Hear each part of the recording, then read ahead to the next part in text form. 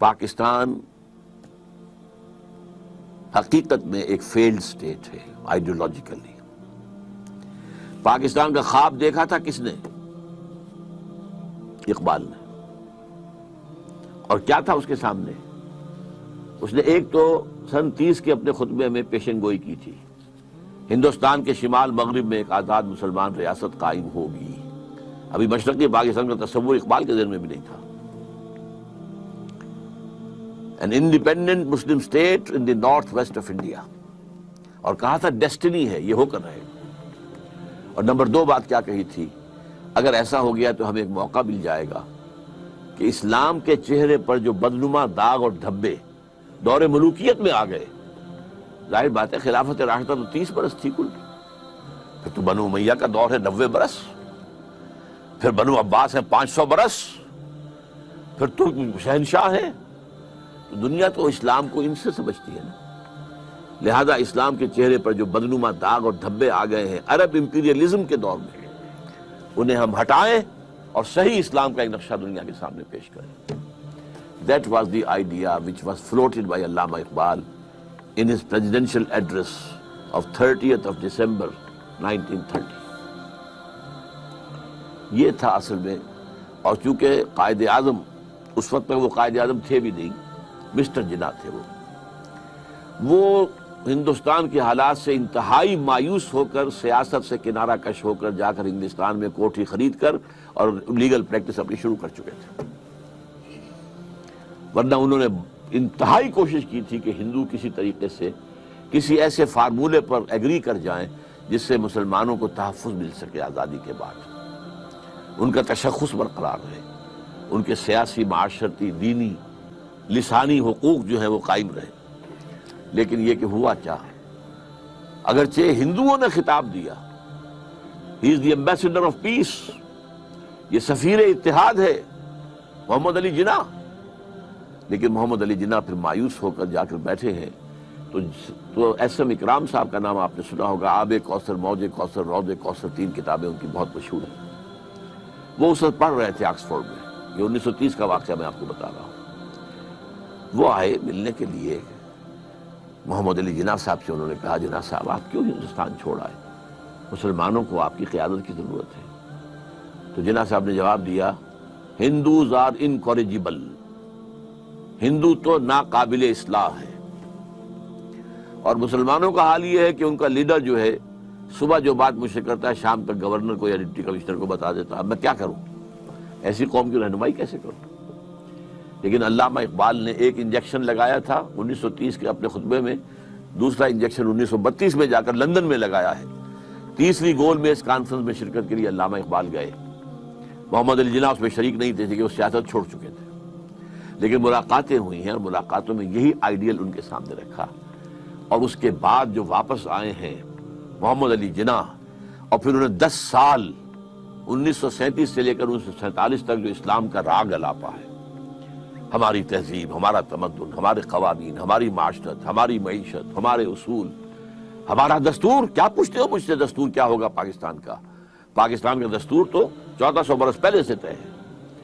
یہ جو راگ الاپا ہے، بلکہ میں نے ایک دفعہ استعمال کیا تھا لفظ کہ قوالی گائی ہے اسلام کی. اس پر ہم ایک کتاب مرتب کر کے انشاءاللہ جلدی شائع ہو جائے گی. لیکن لوگ بھول گئے. وہ ایک تقریر جو ہے 11 اگست 1947 کی اس کو تو ایک جملے کو لیے پھرتے ہیں.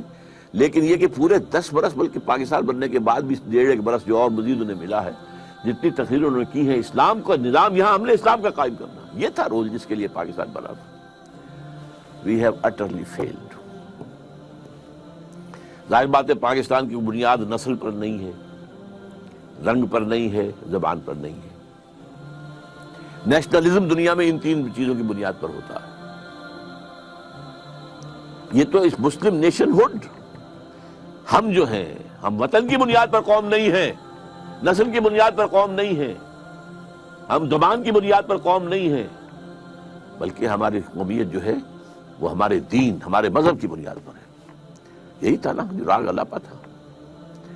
یہ ہے جو رول پاکستان کے لیے تھا، لیکن ہم اس رول کو ختم کر چکے ہیں، بلکہ اس رول کو رول بیک کر چکے ہیں، وہ ختم ہو چکا.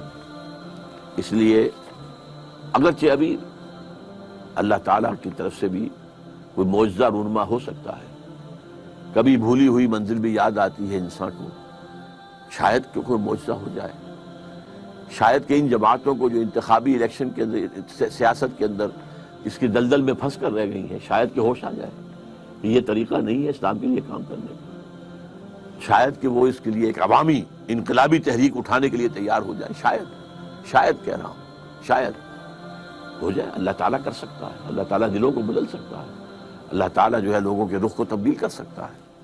What is the significance of the ideology of Pakistan? How shall we prepare ourselves for the challenge? اس کے لیے میں نے مفصل تقریریں کی ہوئی ہیں۔ ایک لفظ ہے توبہ، لیکن توبہ دو لیولز پر، ایک انڈیویجول لیول پر توبہ، اے اللہ ہم بھٹک گئے تھے، اللہ ہمیں معاف فرما دے، لیکن اس توبہ کا تقاضا کیا ہے؟ دیکھو اپنے وجود کو اور اپنے گھر کو اور اپنی معیشت کو اور معاشرت کو، جو چیز خلاف اسلام ہے نکال دو۔ اگر یہ نہیں کرتے تو کوئی توبہ نہیں ہے، سوال بکواس۔ آپ توبہ کی تسبیحیں پڑھتے رہیے، استغفر اللہ ربی من کل ذنب واتوب الیہ، لیکن جو خباثت کاروبار میں ہے وہ جاری رہے گی۔ حج کرائیں گے، 2 4 6 حج کیے ہوئے ہیں، لیکن جیسے جاتے ویسے ہی واپس آتے ہیں۔ جو سودی کاروبار کرتے ہوئے گئے تھے، آتے ہی فوراً دوبارہ اس کو شروع کرتے ہیں۔ یہ توبہ نہیں ہے۔ توبہ یہ ہے کہ اپنی ذات، اپنے گھر پر تو آگے اختیار ہے نا، اگر نہیں تو ڈوب مرو۔ اگر اپنے گھر پر بھی اجی عورتیں نہیں مانتی ہیں، تم مر جاؤ۔ حضور کے الفاظ دہرا رہا ہوں یہ، کہ جب تمہارے معاملات تمہاری عورتوں کے حوالے ہو جائیں گے، بطن الارض خیر لکم من ظہرہا، تو زمین کا پیٹ تمہارے لیے بہتر ہوگا کہ تم دفن ہو جاؤ اس میں، اس کی پیٹھ کی بجائے، کہ پیٹھ کے اوپر چلو پھرو، اس کی بجائے زمین کے پیٹ میں دفن ہو جانا بہتر ہوگا۔ اپنی ذات پر، اپنی معاشرت پر، اپنی معیشت پر۔ پاکستان میں تو ابھی تک کوئی اتا ترک پیدا نہیں ہوا جس نے برقع جو ہے زبردستی اتروایا ہو۔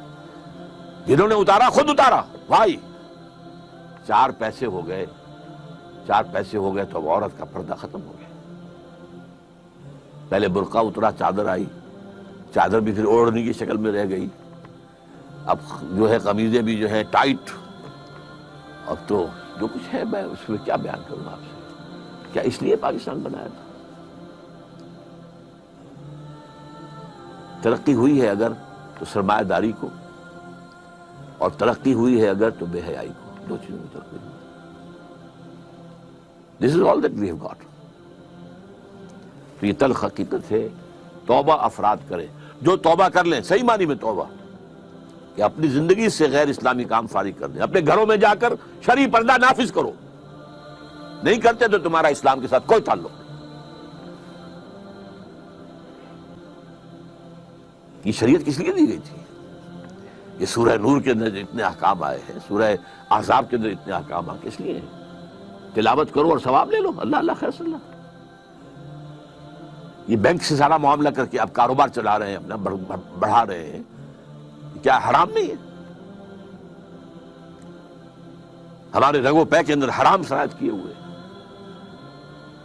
تو پہلی بات کیا ہوگی؟ توبہ، لیکن توبہ اس عمل کے ساتھ توبہ، اور پھر باہم جڑ جائیں، کسی ایک شخص سے بیعت کریں جس پر اعتماد ہو، جس کے اخلاق پر، جس کے کردار پر، جس کی سیرت پر، جس کی دیانت پر، جس کی سنسیریٹی پر اعتماد ہو۔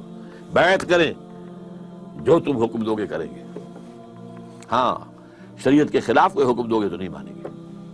within the parameters of the شریعہ جو بھی آپ حکم دیں گے ہم کام کریں گے، مشورے دیں گے ہم، لیکن مشورہ رہے گا۔ یہ نہیں ہے کہ ہم کہیں کہ صاحب ہماری گنتی زیادہ ہے، ہماری بات چلے گی، آپ کون ہوتے ہیں امیر صاحب، آپ گھر بیٹھے۔ نہیں، یہ مغربی جمہوریت ہے، یہ اسلامی جمہوریت نہیں ہے۔ یہ تو ہے عوام کے کرنے کا کام کہ ایک انقلابی جد و جہد کے لیے انقلابی جماعت بنائیں۔ ہم نے اللہ کے فضل سے بنائی ہے، نیو رکھتی ہے، بنیادیں ہیں، اب کچھ تھوڑی تھوڑی تعمیر بھی اوپر ہو رہی ہے، لیکن یہ کہ اب آپ کے سامنے یہ بات پہلی مرتبہ رکھ رہا ہوں، تو آپ اگر چاہیں تو تنظیم اسلامی کے بارے میں لٹریچر جو ہے وہ حاصل کیجئے، پڑھیے، اس کے لوگوں کے ساتھ ملیے، اس کے قریب جائیے، ان کے قائدین کے قریب جائیے، دیکھیے کہ سنسیریٹی کی خوشبو آتی ہے کہ نہیں آتی۔ اور دوسری توبہ حکومت کی سطح پر، وہ توبہ کیا؟ پاکستان کا دستور منافقت کا پلندہ ہے، اس میں سے منافقت نکال کر باہر کر دیں۔